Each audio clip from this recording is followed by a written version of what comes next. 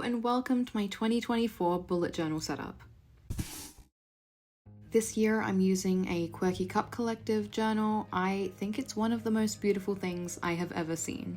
As usual, my bullet journal isn't as decorative as a lot of other people's. I do use it as an organizational tool, so if you're looking for a highly decorative thing, this probably isn't the video for you, but I'd love it if you'd stick around. I went into this without a very clear idea of what I wanted it to look like and kind of came up with this vaguely Art Deco border and went with it for the whole thing. The colours I picked out were loosely based on what the cover looked like, and I really ran with whatever I thought of.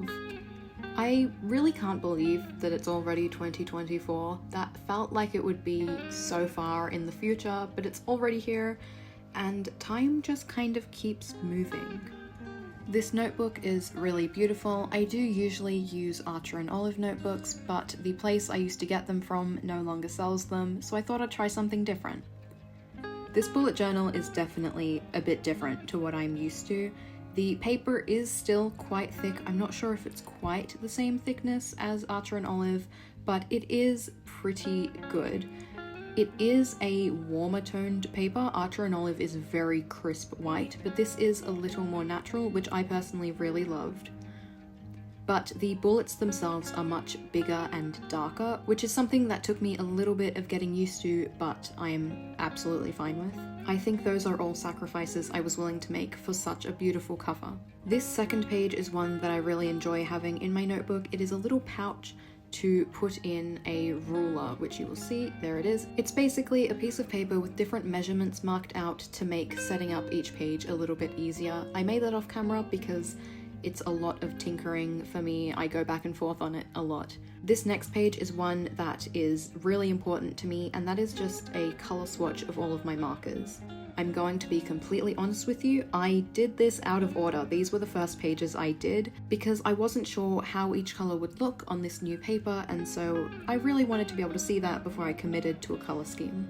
I always love the way this page turns out. I think it's really beautiful as kind of a page, but also something that is so useful when setting up each month. You may notice that each of my markers has a little piece of tape on the end with a number, and that corresponds to the place in this kind of chart. I really do recommend this if you have a single set of markers that you like to use. It does come in really handy. And here I am just showing it off a little. I thought it deserved a little moment. In previous years, I would add a title to this page, but I just don't think it's necessary. I don't need titles on my pages. I know what it's here for, so that's good enough for me. I did go back and add a border, but again, this was the first page I did before I had even decided on a border, so yeah, the timeline of this video is a little bit of a nightmare. And because I did things out of order, the border on the page with the pouch is a little bit, not perfect. It's not perfectly centered, but it's fine. It's my own personal notebook for my own daily organization. I think it's fine. And yes, there are points throughout this video where my head will poke in. I am really bad at staying out of the camera's way because I'm one of those people who, when I write, my face is basically on the paper. I was every teacher's worst nightmare in school. Just, yeah. You may notice on this next page that there were two different setups kind of sketched out. I didn't settle on one until I was filming this video. I did go with my second option, which had 2 rows, 3 columns, instead of 2 columns, 3 rows. That was weirdly hard for me to say. But yeah, this is the same way that I did it last year, and I liked having the space to mark in what I had planned for the year. I have to say, filling out a year at a glance page is a really annoying task. You know, writing a number for every day of the year, it can be quite annoying. Also, I didn't realize I wasn't filming as I set up some of this page, but once I realized, I did turn the camera back on. But yeah, you did miss me trying to put the colors in order. Another thing that I find weirdly difficult. But yeah, don't judge how I hold a pen. I've never really been able to hold a pen, I guess, normally. Again, teacher's worst nightmare. But I slowly filled it all in. I was really committed to this green and like pinky purple color scheme. I think these are the only two markers I used throughout the entire setup. But here we go, the numbering begins. Because of the way I hold a pen, this cramps up my hands so quickly, but I did it, I got to the end. I also somehow didn't mess up. I feel like every time I do one of these, I write the wrong month's days in, or I do it the wrong way, but I had a calendar out and was checking it every 2 seconds, trying to make sure I got it perfectly. Sorry if you can hear the birds outside my window, they are screaming right now.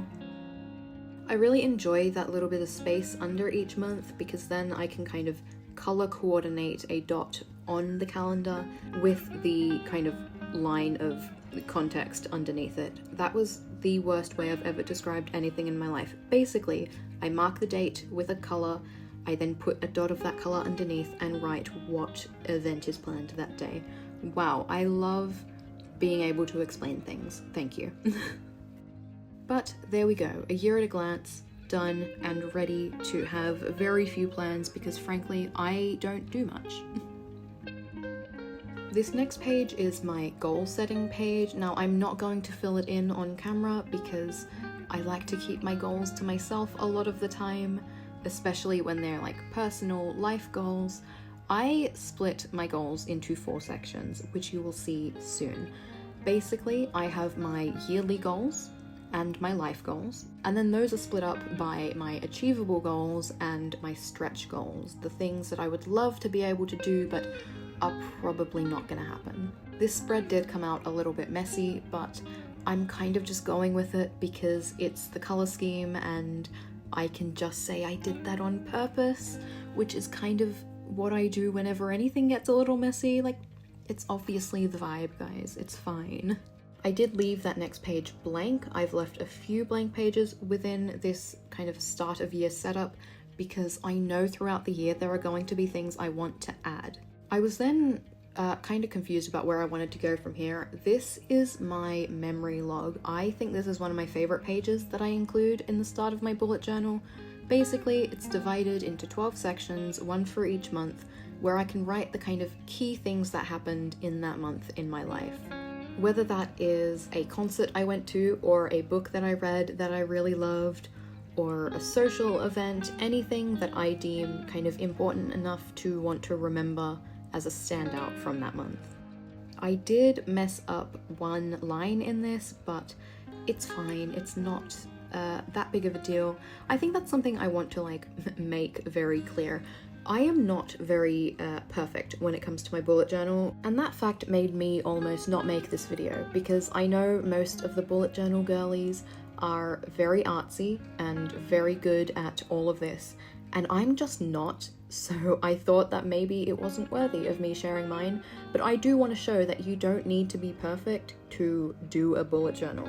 You don't need to do any of this. You could just write at the top of the page, like whatever the page is, a memory log for example, and then just write the month and dot point some things down, and that's good enough. I do hate how I did the title on this page, but that's fine. I then also somehow really struggled to work out like the checker pattern for the colors. I don't know why I found that so hard, but yeah, just put the months in and then that was ready to go. I then went back to do the page that I skipped because I didn't know exactly how I wanted to do it, and then I just kind of half did it. I'll be honest, I didn't finish this page. I was gonna leave it out altogether, but I got the bones of it in. Basically, it is a year in pixels, where you have a space for each day and colors associated to different moods. I did not assign a color to each mood for this page. I still haven't, and it's well into the year now.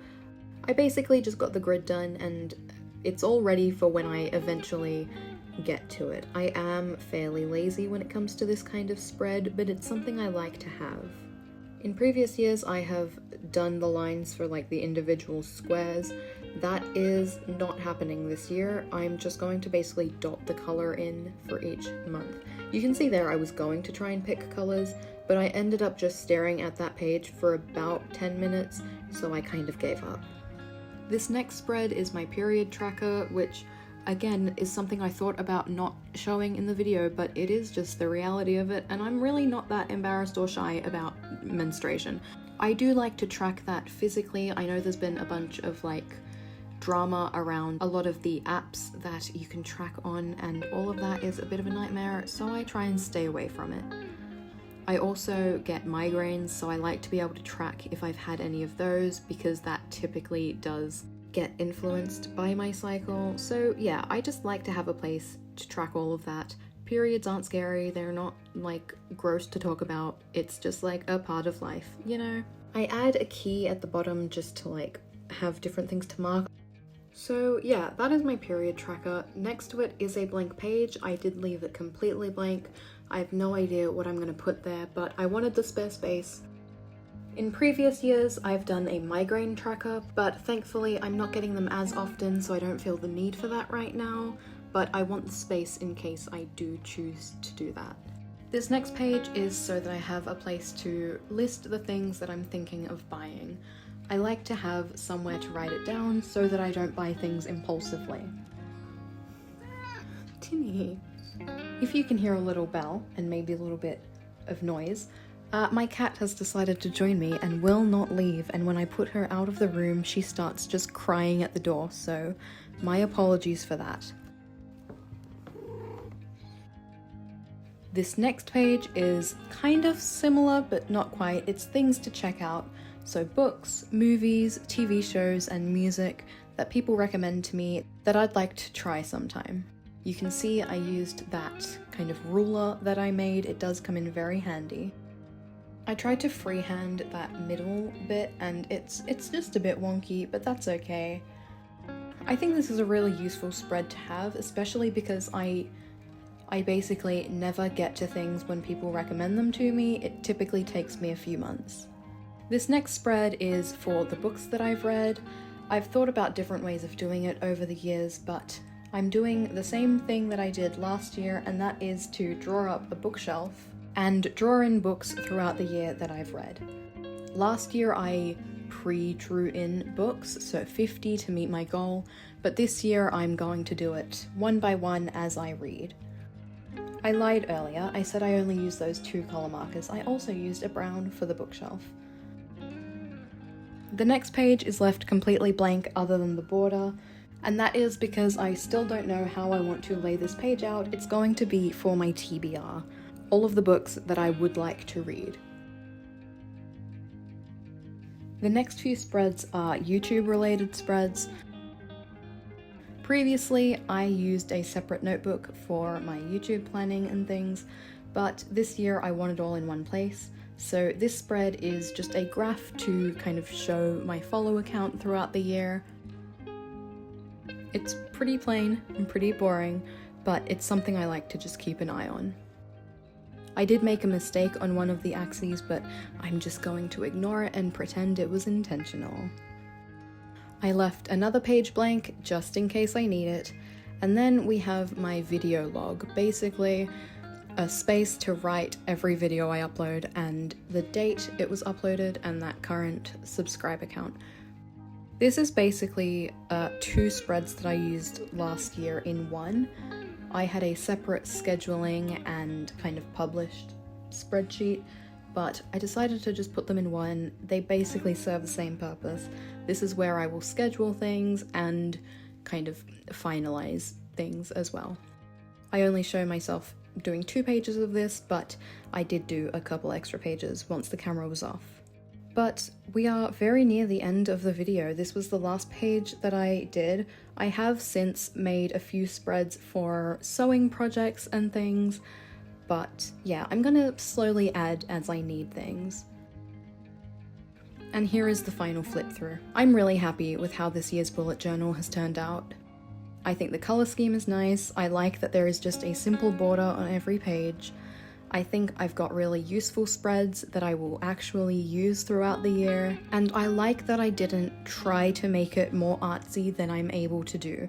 I like that it's kind of boring because I am not great at drawing, and I feel like holding myself to that standard only ever makes me kind of upset. I love the way this turned out. But thank you so much for watching this video. If you liked it, you can give it a thumbs up. You can subscribe, I upload every week. I make a new bullet journal setup at the start of every month. If you'd like to see that, you can subscribe. If you have any theme ideas for the year that you'd like to see me try, you can let me know. I might give them a go. And I will see you next time. Bye.